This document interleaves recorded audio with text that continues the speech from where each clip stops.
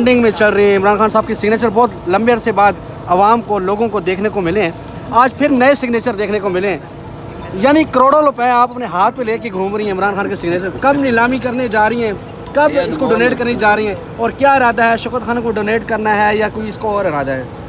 शौकत खानम और नमन में डोनेट हो सकते हैं, और तो कोई जगह नहीं मेरे लिए। अच्छा, नहीं बताओ ना कैसे। हाँ, एक हिस्सा जाएगा, एक तरफ शौकत खानम को जाएगी और एक तरफ नमन को जाएगा। अच्छा नूरीन इसके साहब, खान लिए साहब लोगों का ऑफर आ चुके हैं।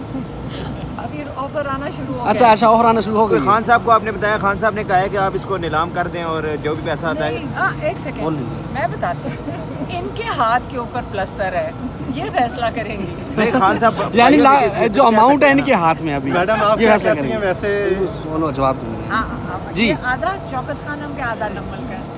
अच्छा ठीक है। इस इरादे से नहीं करवाया था, लेकिन बन गया। हाँ, क्योंकि ऑफर आ गई है तो अब हम